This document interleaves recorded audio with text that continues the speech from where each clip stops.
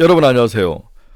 여의도 펀드매니저 TV 2024년 1월 2일을 딱 목표를 해서 2024년 1사분기 우리가 좀 공부를 해야 될 좋은 종목, 섹터 이런 쪽으로 첫 번째 시리즈로 이제 자율주행을 선택을 했습니다. 내년엔 자율주행이 개화를 할 것이다. 아주 만개할 것이다. 특히 CES를 기점으로 해서 내년에는 자율주행 관련된 것들이 또 그와 파생된 것들이 개화를 할 것이다. 이렇게 보는 거죠. 2차 전지 시대에 양극재 시대가 이제 지나고 자율주행의 시대가 왔다라고 봐야 될 것 같아요. 그래서 저는 오늘 이제 시리즈로 여러분들에게 자율주행, 반도체, 제약바이오 여러 가지 걸 한 4개 정도를 해볼 생각인데 첫 번째 유망 종목으로 자율주행을 잡았습니다. 자율주행, VR, XR, MR, 다음에 반도체, 제약바이오, 기타 이런 식으로 해서 여러분들과 함께 우리가 연말에 공부 좀 해야죠. 공부해서 1월 2일부터 시작될 새로운 시장에 돈을 벌어야 되기 때문에 좀 집중하고 여러분들과 함께 엣지 있게 좀 길게 할 것 같으니까 틀어놓고 주무시기 바랍니다. 네, 24년 1분기 유망 종목 첫 번째 자율주행 시작합니다. 구독, 좋아요 많이 눌러주십시오. 자율주행 2024년 자동차에도 밀려오는 언디바이스 AI 물결 너무 많이 들은 거죠. 언디바이스 테슬라 FSD 12가 이게 가장 큰 리딩 기업으로 나타나고 그 다음에 기타와 싸움이다. 이 전쟁에서 테슬라의 FSD 12가 어떻게 시장에 먹혀 들어가고 새로운 수익원을 창출해 줘야 되는지. 테슬라의 FSD가 평균 영업이익률 70%가 넘는다는 거죠. 근데 한번 만들어 놓으면 지속적으로 돈이 되는 밑빠진 독에 물붓기가 아니라 많은 차를 판 다음에 업그레이드라든지 스트리밍으로 팔 수밖에 없는 구독 경제로 팔 수밖에 없는 그런 거죠.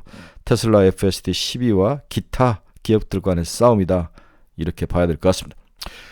그래서 제가 종목을 좀 뽑았는데 퓨런티어, 현대오토에버, 넥스트칩, 캠트로닉스, 모트렉스 다음에 스마트 레이더 시스템 이렇게 한 6종목을 봤는데 이것은 제 핵심이니까 한번 딱 붙여놓고 보시고 이 종목을 한번 잘근잘근 씹어주도록 하겠습니다. 자, 첫 번째 테슬라 FSD 12 버전 상용화가 임박됐다. 11월 24일 언론에 의하면 FSD 12 버전이 테슬라 직원들에게 배포되기 시작했다. 이거 시장에 너무 많이 나온 이야기. 그래서 여러분의 FSD 12라는 단어를 굉장히 친근하게 받아들이셔야 합니다. FSD 12 다시 한번 FSD 12가 뭐냐? 테슬라의 자율주행의 새로운 버전이다. 연말 또는 연초에 상용화될 가능성이 높아지고 있다. 첫 번째, 자율주행 기술의 고도화, 언디바이스 AI 기술의 정점에 이를 것이다. FSD 12가. 언디바이스 AI는 클라우드가 없이 자체에서 데이터를 처리하고 그것을 하는 AI 알고리즘을 수행하는 그러한 새로운 트렌드인데 자율주행의 경우 클라우드에 의존하게 되면 인터넷 단절 시에 치명적 사고와 위험이 있죠. 그래서 언디바이스 AI의 정점 기술이 바로 자율주행에 적용이 될 것이다. 가장 먼저 언디바이스 AI의 정점의 기술이 자율주행에 녹여 들어갈 것이다. 이러한 것들을 명심을 하시기 바랍니다. 두 번째는 테슬라 FSD 12 버전 엔드-투-엔드 네트워크이다. 인식된 주행 환경에 따라 순차적으로 발생 가능한 주행 경로를 개별 신경망에 조정하는 방식에서 전체 집합체로 먼저 학습하고 조정하고 융합하는 과정으로 변화가 이루어지고 있다. 굉장히 어려운 이야기죠. 그래서 그동안에 인식된 주행 환경에 따라 순차적으로 발생 가능한 주행 경로를 개별 신경망에 조정하는 방식이 기존 방식이었다면 현재는 먼저 전체 집합체로 학습을 하고 그것을 가지고 길을 가다가 조정하고 융합하는 기술로 업그레이드 되는 과정으로 간다. 그러한 것들이 좀 새로운 차이다. 저도 이 차이가 어떤 차이인지 분명하지 모르지만 훨씬 더 지능화되고 현장 상황에 맞게 세밀하게 자율주행이 간다고 그렇게 봐야 될 것 같아요. 쉽게 표현하면 수많은 영상이 입력되면 AI 스스로가 학습하고 알고리즘을 생성하고 판단한다는 것이다. 그래서 도로 주행을 기존에 한번 내가 어디를 갈 건지를 먼저 학습하고 이걸 기반으로 해서 도로 주행을 하다가 다양한 영상을 가지고 여기서 또 업그레이드돼서 더 세밀하게 자율주행을 하게 만든다. 이렇게 이해를 하셔야 될 것 같습니다. 그래서 이렇게 FSD가 상용화가 나타나면 좋은 효과가 나타나는 첫째 수익성이 향상되죠. FSD 매출 총액 78% 수준으로 전기차 생산 판매 총 이익률 20%의 4배가 될 정도로 FSD를 파는 게 이익이 많이 났습니다. 두 번째, 이연 매출을 일시에 수익으로 인식이 가능하면 회계적으로도 바로바로 인식이 된다는 거죠. 23년 3분기 기준 FSD 관련 이연 매출은 14.2억 달러로 추정이 되고 있다. 테슬라의 케이스죠. 이를 매출과 이익으로 인식할 경우 분기 영업이익이 약 4%가량 상승하는 그러한 효과가 있습니다. 판매 증가가 기대되고 있다. 경쟁자와 다시 기술 적자가 확대되면서 마케팅 소구점으로 활용이 가능하다. 이러한 자율주행의 무기를 가지고 있다는 것은 동사가 지속적으로 고객의 니즈에 맞아떨어진다는 거죠. 모델 노후화를 극복하고 판매 증가 가능성이 있다. 자동차는 참 트림이 많습니다. 그래서 모델도 바꾸고 페이스리프트도 하고 막 하는데 FSD로 모델을 크게 바꾸지 않아도 FSD가 이런 역할을 한다는 것은 모델 노후화를 방지해주는 좋은 효과가 있고 자동차를 잘 팔리게 할 수 있다. 기존의 내연기관차와 다른 형태죠. 그래서 라이센싱도 가능하다. 포드가 테슬라의 자율주행을 장착을 하겠다 이렇게 나온 거죠. 한편 11월 말 GM의 크루즈가 잇따라 교통사고로 운행이 중단됐습니다. 북미에서는 자율주행 기술을 테스트하고 있는 주요 기업은 웨이모와 구글 에이머 현대차 그룹인데 이들이 여기에 속하지 않는 것은 만약에 여기에 속해버리면은 껍데기만 만드는 회사로 전락해볼 가능성이 있는 거죠. 그래서 GM과 현대차나 이런 것들은 좀 다르게 접근을 하고 있다. 다섯 번째, 로봇 시대의 개화를 알리고 있다. FSD는 휴머노이드 로봇에 적용이 또 되는 거죠. 자율주행의 기능이. 중국에서는 이미 테슬라 로봇 밸류체인이 구축되어 있을 정도로 빠르게 개화가 되고 있습니다. 이렇게 테슬라의 FSD 12가 가져올 놀라운 긍정적 변화에 과연 현대차와 기아차가 빨리 적응할 수 있느냐.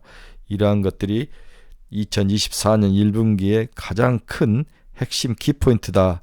관심을 가질 거리다라고 봐야 될 것 같아요. 자, 그러면 이렇게 FSD가 개화를 하면 여기에 따르는 문제점도 있겠죠. 첫 번째는 사고 시 법적 책임을 누가 지느냐.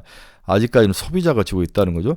FSD는 고속도로뿐만 아니라 시내 자율주행 기회를 포함하고 있어 소비자에게는 매우 유용한 기술이다.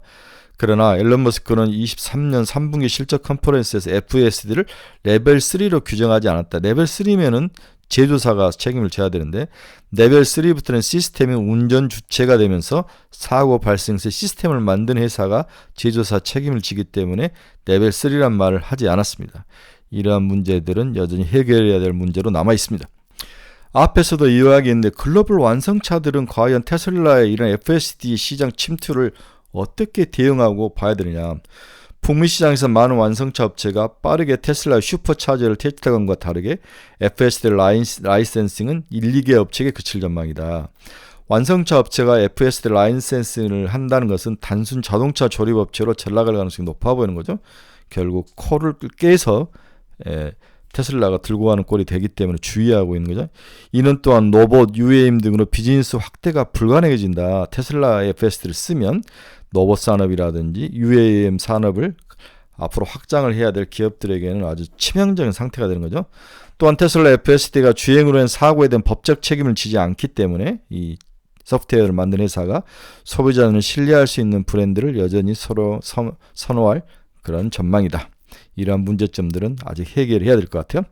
따라서 테슬라와 기타 진영이 FSD 자율주행을 어떻게 접근을 할 것이냐. 이 자율주행이 단순히 사서 쓰는 문제가 아니라 여기에 로봇으로 진화할 수 있는 거 UAM으로도 발전해야 될 꿈을 가지고 있는 회사들에게는 테슬라를 라이센싱하지 않을 것이다. 자체 개발하는 쪽으로 갈 수 있다는 거죠.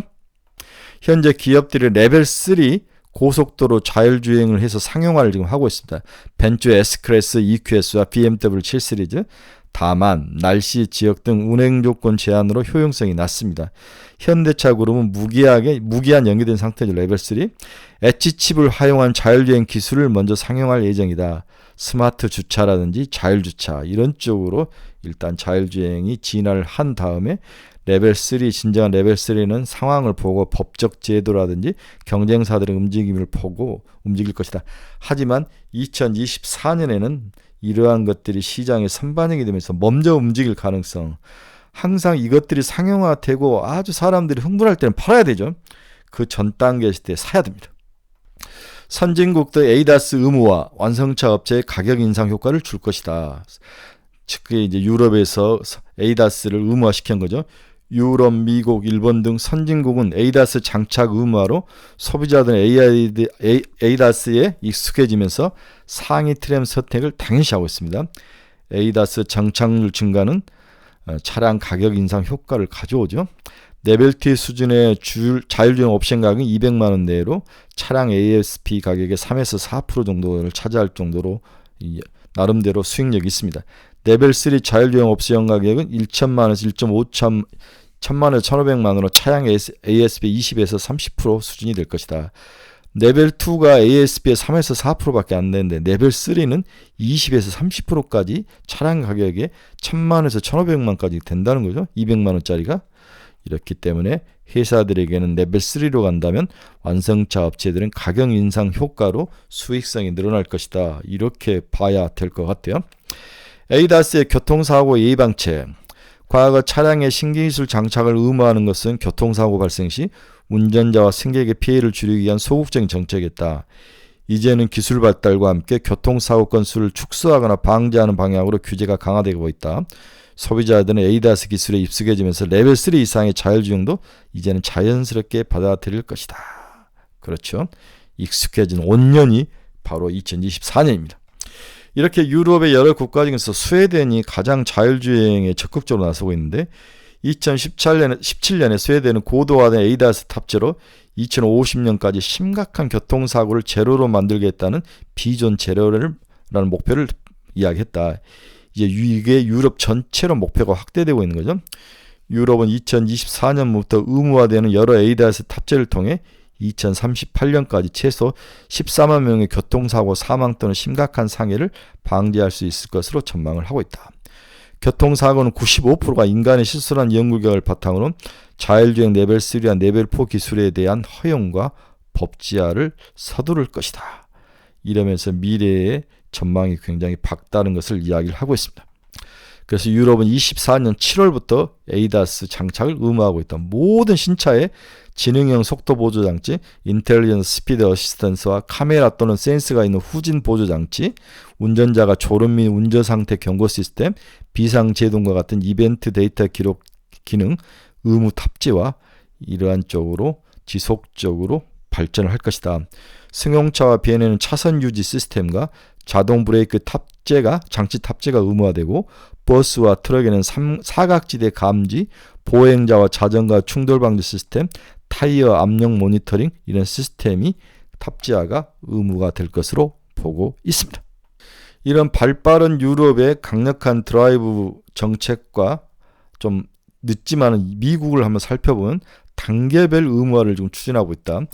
2012년 ESC에 탑재를 의무화했고 2018년 후방 카메라 탑재를 의무했고 2028년 자동차 긴급 제도 장치 AEB, 보행자 보호를 위한 자동 긴급 제동 장치 PAEB 탑재를 의무화를 시킬 예정입니다. 조금씩 탑재를 의무화시키는 쪽으로 가는 거죠. 한편 2015년 이후에 NCAP New Car Assessment 프로그램의 안전등급 평가에서 AEB, 자동차 충돌 경보, 사각지대 감지가 포함되면서 2022년 기준 신차의 90%가 이를 채택할 것으로 예상이 되고 있다. 이제 에이다스는 의무화에 앞서서 신차 평가에 포함되면서 필수 기술이 되고 있다. 이제 기본적인 에이다스는 장착이 되고 이러한 것들이 조금씩 보행자를 보호하는 쪽으로 더 진화되는 쪽으로 가고 있다. 따라서 자율주행의 핵심이 서서히 개화가 되는 시기가 2024년이다라고 봐야 될 것 같습니다. 우리 현대 기아차도 에이다스 장착으로 가격 인상 효과를 톡톡히 누를 것이다. 2023년에 모델 노후화와 인센티브 증가에도 가격 인상 효과가 이어지고 있는 것은 에이다스 선택이 가능한 상위 트램 선택률 증가와 에이다스 옵션 선택률이 상승했기 때문이죠. 네, 그렇습니다. 현대차와 기아차가 지금 Q는 줄고 있는데 늘지 않습니다. 근데 가격이 올랐다는 것은 이러한 상위 트림으로 사람들이 몰려갔다는 거죠. 기아 텔루라이드 경우 최상위 트램 선택률이 21년 37%에서 22년 40%, 23년 45%로 상승하고 있습니다. SUV로 제품 믹스 향상에 따른 이익 증가보다는 ADAS 선택과 상위 트림 선택에 의한 가격 인상 효과가 2배 이상 나타나고 있는 거죠. 이게 이제 기아자동차와 현대차가 최근에 Q가 늘지도 않는데 가격이 이득이 증가하는 원인이죠. 2023 3분기에는 가격 인상 효과가 나타나고 7천억 YY로 믹스 향상 효과가 4.25억, 4,200억 이렇게 YY로 나타나는 효과가 2023년 3분기 실적을 까봤더니 이렇게 ADAS 장착으로 인한 가격 인상 효과가 나타나고 있다. 이렇게 보여집니다. CES도 이제 자율주행, 그렇죠? 네, CES 2024 슬로건이 All On, All for All, AI for All이라고 이렇게 컨퍼런스에서 정해져 있는데 그 중에 하나가 기아 PBV, 네, 다양하게 목적에 맞게 차를 만들어준다는 거죠. 현재 SDV, 42다 아주 유명한 자율주행 관련된 그런 스타트업을 산 거죠. 자율주행 버스. 이렇게 현대차가 이번 CES의 모빌런스에 대해서 강력하게 드라이브를 걸 생각인 것 같아요. 그래서 CES 화두 중에 모빌리티가 들어가 있다. CES 2024를 관통하는 화두는 AI다. CES 2024는 All Together. 그다음 All On이라는 슬로건이다. All Together, All On. 모든 산업이 함께 첨단 기술을 활용해 지구적인 과제를 해결한다는 의미로 해석이 되고 있다. CES는 이미 가전쇼에서 모터쇼로 중심이 이동이 되고 있다. 기술의 향연이 스페이스테크, 푸드테크, 뷰티테크, 웰 3.0 등 새로운 영역으로 확대되는데 ESG는 지속가능에 의한 솔루션이 제시이 될 것으로 보고 있다.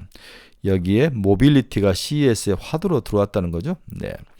첫째, 생성형 AI, 언디바이스 AI 등 기술 진화를 포함해 모든 산업의 AI가 CES를 관통하는 핵심 기조가 될 것이다. AI는 스마트홈, 모빌리티, 로보틱스, 디지털 헬스케어 등이 구체화되면서 우리 삶을 더욱 가깝게 편리하게 할 것이다. 둘째, 스마트홈은 초연결, 개방형 생태계 구축에 초점을 둘 것이다. 글로벌 IoT 표준인 메터 프로젝트가 대표적이다. 셋째, 모빌리티는 소프트웨어 중심의 자동차 SDV, AI 기반 인포테인먼트, 자율주행 등의 기술이 진보적인 모습으로 시장에 소개가 될 것이다. 이렇게 해서 SDV, AI 기반 인포테인먼트, 자율주행 등 기술, 이렇게 모빌리티도 이번 CES에서 크게 한 자리를 차지하는 기본적인 테마라는 거죠. 그렇죠? 꼭 기억을 하시기 바랍니다. 그래서 자율주행은 지금 2단계에 머물러 있는데 3단계까지는 다 고급차에는 개발이 되죠. 특정 상황에서 운전자 개입이 필요한 시스템이고 주행 책임자가 시스템을 만든 회사라는 게 이게 이 문제를 비켜나가기 때문에 레벨 3라는 이야기를 하지 않는데 이제는 누군가는 레벨 3를 치고 나와야 될 것 같다 이런 생각은 듭니다. 자율주행 레벨 2와 레벨 3에 관련된 가격들이 쭉 나와 있죠. 네, 레벨 2와 레벨 3 HM, 현대차, 테슬라, 현대차, 벤츠, 테슬라 가격들이 쭉 나와 있는데 결국은 현재 시장에서 가격을 올릴 수 있는 유일한 방법은 FSD, 자율주행 관련된 기술과 시스템을 넣는 방법밖에 없다. 이 부분을 누가 잘 만들어줘서 기술력을 가지고 시장 장벽을 뚫고 갈 것이냐. 자동차 산업은 굉장히 장벽이 높은 산업입니다. 사람의 생명과 관련되어 있기 때문에 함부로 밴드를 바꾸지도 못하고 콜 테스트도 길고 한 번 들어가면은 오랫동안 수익을 얻을 수 있지만 그 들어가는 과정이 굉장히 힘들기 때문에 초창기에 이런 서프라이 체인에 들어가야 된다는 거죠. 따라서 이러한 관련된 기업들을 찾아서 투자하는 게 가장 큰 핵심이다. 이렇게 봐야 될 것 같습니다. 네, 이제 추천 종목을 한번 봅시다. 여러분들이 제일 좋아하는 건 추천 종목이죠. 피런티어. 별 5개에서 4개 반을 제가 줬습니다. 어떤 기업인지 한번 봅시다. 먼저 시총은 2,733억. 정말 작전하기 참 좋은 종목이에요. 이 종목의 목표는 5천억이다. 네, 5천억을 목표로 하고 보통 2천억에서 3천억짜리가 5천억, 그 다음에 7천억, 그 다음에 회사가 계속 숫자가 나오면 1조까지 가는 그 단계를 벌죠. 2,700억짜리가 5천억 가는 것은 굉장히 쉽습니다. 그래서 전형적으로 우상향하는 그래프고 MACD도 영선 밑으로 떨어지지 않고 다시 치고 올라갈 가능성, 따라서 동사는 5천억을 목표로 해라. 지금 33,000원이니까 약 5만 원 정도까지 봐야 된다는 거죠. 이 퓨런티의 수급을 보면 국내 기관 투자가들은 샀다 팔았다를 하고 외국인도 샀다 팔았다 하는데 아직까지는 기관과 외국인들이 매력적으로 느끼는 것 같지는 않다. 개인들이 좀 좋아하는데 이제 올해 2024년에 들어와서 기관과 외국인 중에서 누구 하나가 치고 나간다면 업그레이드 될 가능성이 높다. 주가가 한 단계 더 업그레이드 2천억에서 충분히 3천억, 5천억까지 갈 수 있다고 봐야 될 것 같아요. 동사는 어떤 기업이냐? 전장용 카메라 모듈 자동화 장비 생산 기업. 카메라 모듈을 자동화 장비, 카메라 모듈을 자동화할 수 있는 장비를 생산하는 장비 생산 기업이다. 주요 고객사인 삼성전기, LG이노텍, MC넥스 등의 자율주행 센싱 카메라의 핵심 공정 조립 및 검사 장비를 공급하고 있다. 조립과 검사 이 두 가지의 장비를 만든 회사이다. 자율주행의 센싱 카메라의 핵심 공정을 조립할 수 있는 기계와 그리고 검사, 인스펙션 장비를 EOL이라는 장비를 공급 중에 있다. 동사의 3분기 말 수주잔고는 84억, 전장용이 70억, 기타가 13억. 동사는 지난 11월 2일 대만의 프리막스의 60억 규모의 전장용 카메라 공정 장비 공급 계약을 체결했다. 프리막스는 북미 전기차 업체에 전장용 카메라를 납품 중이다.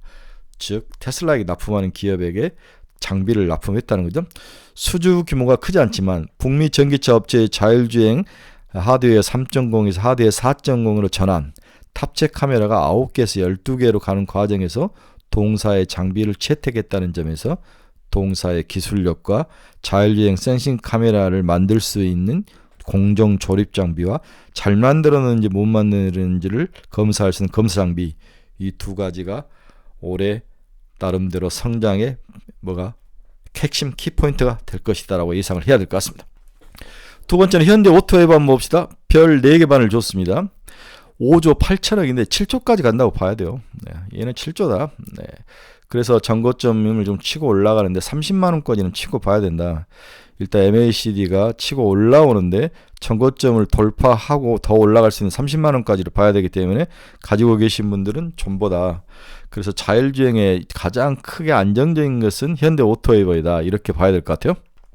최근 국내 기관 투자가들이 공격적으로 사고 있죠. 외국인들도 이제 빨간 단풍이 드는 것처럼 조금씩 사기 시작했습니다. 수급은 나빠 보이지 않습니다. 그래서 동사는 더 이상 설명할 필요가 없죠. 현대그룹 소프트웨어 핵심 계열사로 성장 중이다.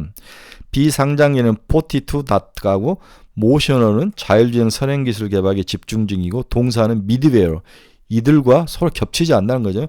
42닷하고 모셔널하고 얘들은 자율주행 선행기술 개발에 집중하고 얘들끼리는 미드웨어 선행기술이 만들어지면 그것을 다시 어떤 기기와 연결할 수 있는 그 중간 단계의 기술을 개발하기 때문에 42닷하고 모셔널하고는 충돌하지 않는 그러한 실질적으로 등급 상황에서도 어떤 분할이 잘 되어 있다. 하이라키가 잘 되어 있는 거죠. 앞에서는 42닷과 모셔널이 선행 자율주행 기술 개발 이걸 가지고 이제 고객사와 그 다음에 자동차와 회사를 연결하는 다양한 시스템을 만드는 중간 미드웨어 역할을 우리 현대 오토웨이버가 한다는 거죠. 세 번째는 넥스트 칩입니다. 제가 작년이라고 표현해야 되나? 11월, 12월을 굉장히 강력하게 밀고 있는데 시총은 3,356억. 얘도 5천억 봐야 됩니다. 5천억을 꼭 보시고 사서 묻어놓고 견디셔야 되죠. 18,590인데 3만 원까지 가야 되는 거죠. MACD가 이제 바닥을 치고 돌아서는 모습은 나쁘지 않습니다. 동사는 외국인들은 전혀 건들지 않고 있죠. 국내 기관이 이제 사기 시작했는데 언제 외국인이 다시 돌아설지를 한번 봐야 될 것 같습니다. 양수 겸장이 온다면 한 번 더 날아갈 가능성이 있는데 오히려 이렇게 외국인들이 팔았다는 게 내년에 지금 올해 24년에 더 좋은 것 같아요. 넥스트 칩은 글로벌 시장에서 직접 알고리즘부터 개발하여 자동차에 특화된 ISP를 공급하는 업체로 이런 업체는 전 세계 2위에서 3개 기업에 불과하다. 그 중에서도 고해상도가 가장 높은 기술을 보유한 업체는 동사가 유일하는 거죠. 글로벌 자동차 시장은 ADAS가 보편화되고 있어요. 뷰잉에서 센싱 영역으로 확대됨에 따라서 최소 800만 이상의 고해상도 카메라가 점차 확대 적용될 것으로 기대가 되고 있다. 후방 카메라 같은 데는 아주 고해상도죠. 저도 이제 차를 제네시스를 타는데 후방 카메라 아주 좋습니다. 이런 것들을 다 하는 기업이 바로 넥스트 칩이다라고 봐야 될 것 같아요. 여기서 이 ISP라는 것은 이미지 시그널 프로세서를 말하는 거죠. 그래 동사의 ISP는 백색 현상과 노이즈 제거에 더욱 경쟁력을 확보를 하고 있다. 동사 ISP는 백색 현상을 보정하여 명암과 상관없이 선명하게 인식되는 HDR과 왜곡된 부분을 보정하는 LDC 기술을 보유하고 있다. 다양한 기능별 별도의 추가적인 칩 없이 ISP 내에서 자체적으로 처리가 가능하게 만드는 기술을 가지고 있다. 또한 동사는 차량용 카메라에 요구되는 기술 경쟁력을 확보 중이다. 자체 개발한 화질 개선 알고리즘을 통해서 140dB, dB 뭐의 약자인지는 모르지만 이상의 HDR을 제공 중에 있다. 경쟁사인 인다이, 세미의 ISP가 120dB HDR 제공하는 것과 달리 동사는 140dB를 제공하고 있으면서 동사의 ISP는 백색 현상과 노이즈 제거에 더욱 강한 경쟁력을 가지고 있다. 그래서 디지털 카메라에 들어가는 어떤 이미지 처리 장치, 이 ISP 분야에서 아주 독보적인 경쟁력을 가지고 있기 때문에 저는 넥스트 칩은 5천원까지 사야 된다 강력하게 이야기를 해드리는 거죠. 다음은 이제 V2X라는 기술을 가지고 있는 캠트로닉스와 모트렉스 별 4개를 줬습니다. 앞에 것은 별 4개 반을 줬는데 캠트로닉스와 모트렉스는 별 4개 정도를 줬습니다. 캠트로닉스를 보면은 시가총액은 3,670원. 얘도 5천원까지 봐야 되죠. 네, 정고점이 거의 3만원대에 있는데 24,000원이니까 뚫고 5만원까지도 갈 수 있는 그러한 모습이다. MACD가 돌고 있는 모습을 보여주고 있습니다. 캠트로닉스를 보면 반대로 외국인들이 조금 사기 시작하는 거죠. 네, 외국인들이 좀 사고 국내 기관들은 최근에 와서 좀 담그는 그러한 모습을 보여주고 있다. 이 캠트로닉스는 원래 화학업체였죠. 화학업체인데 최근에 이제 자율주행으로 영역을 넓혀가는데 동사는 협진화학이라는 화학회사에서 출발을 했죠. 2000년 이후 TV 등 가정제품 PBA를 주력으로 생산하는 전자제품 부분과 공업용 케미칼 유통 중심의 케미칼 부분을 통해 수익사업의 틀을 마련했으며 2008년, 12년, 14년 각각 디스플레이, 무선 충전, 자율주행 사업을 시작했다. IT 전반 비즈니스 모델 구축 사업은 화학과 전자산업 두 개로 구성이 되고 있다. 우리는 이 중에서 전자사업부를 보고 있는 거죠. 부품 조립 및 부품 공급, 무선 충전 RX와 TX, 자율주행 V2X와 ADAS, 전장 부품 등 이쪽에 관련된 제품을 제공을 하는 기업으로 성장을 하고 있다고 봐야 될 것 같습니다. 이 동사는 퀄컴 오토톡스와 5G 기반의 V2X 모델을 개발을 하고 있다. 캠트로닉스가 퀄컴 계열의 이스라엘 업체는 오토톡스와 손잡고 5G 기반의 차량 사물 통신 V2X 모듈 및 단말기를 개발 중에 있습니다. 오토톡스는 2008년에 설립된 자동차 통신 전문 반도체 팹리스 기업이죠. 지난 5월 퀄컴이 자회사 퀄컴 테크놀로지를 통해서 인수해서 주목을 받고 있는 기업입니다. 캠트로닉스가 V2X 모듈에 채택한 오토톡스의 테크톤 3 칩은 오토톡스가 출시 예정인 솔루션을 공급받아 세계 최초로 5G NR V2X를 지원하는 V2X 모듈과 단말기 개발을 할 예정에 있다. 세계적인 기업과 5G 기반으로 V2X 모듈을 개발을 하고 있다는 거죠. 개발된 모듈과 단말기는 캠트로닉스가 수행하는 레벨 4 이상 자율주행 서비스 지원을 위한 5G NR V2X 통신 개발 과제에 선정되면서 기술 개발 검증용 제품으로 사용할 예정이다. 이렇게 봐야 될 것 같습니다. 여러분 이제 V2X라는 그 단어를 이제 자율주행에서 많이 봐야 되는데 개념을 한번 정리해 봅시다. 차량과 건물 간 통신을 통해 대용량 실시간 데이터가 서로 전달되죠. 이 전달하는 방식이 두 가지가 있다는 겁니다. V2X는 와이파이 기반의 DSRC와 셀룰러, LTE와 5G 기반의 CV2X 방식 두 가지가 있는 거죠. 그래서 와이파이 기반의 DSRC라는 기술과 CV2X 두 개의 기반이 되고 있다. 하나는 와이파이 기반이고 하나는 LTE 및 5G 기반이다. 서로 다른 거죠. 그래서 우리가 관심을 갖는 것은 CV2X 방식인데 데이터 전송률, 신뢰도, 지연시간, 이동 지원, 유효 통신거리, V2N 적용, 혼잡 차량 트래픽 대응, 인접 채널 간섭 등의 우위를 보이고 있는 기술이 CV2X 기술이라는 거죠. NR-V2X는 롱통 에볼루션 LTE-V2X보다 속도가 5배 이상 빠르고 지연 시간도 줄여 자율차 차량 통신용으로 주목받는 기술이 NR-V2X다. 이렇게 볼 수 있습니다. 이에 적은 용량 데이터를 필요로 하는 안전 서비스에서 LTE-V2X를 쓰고 대용량 데이터가 필요한 자율주행 서비스는 5G NR-V2X로 나누어 성능 요구사항 및 기술 표준을 마련 중에 있다. 동사는 이렇게 이스라엘 기업과 서로 손을 잡고 이쪽 V2X 방식에서 업그레이드된 레벨 4에 사용될 수 있는 그러한 쪽으로 기술을 진행해 가고 있다. 살만하죠? 그리고 동사는 현대 오토웨이버의 V2X 부품을 공급 중에 있습니다. 우리가 또 자율주행하면 항상 나오는 게 모트렉스죠. 네, 모트렉스. 모트렉스는 V2X 뭐 이런 쪽으로 하는 방식인데 동사는 IVI라는 시스템을 팝니다. IVI, In Vehicle Infotainment, 예, IVI 시스템, AVN과 AV 등을 납품하는 회사이다. 소비자에게 인도되기 전에 자동차에 IVI가 장착되는 방식인 PIO, Port Install Option 방식을 통해 공급을 하고 있다. 의무 장착이 아니라 고객이 뭔가를 장착해달라 그러면 가서 장착을 해주는 그러한 시스템인 것 같아요.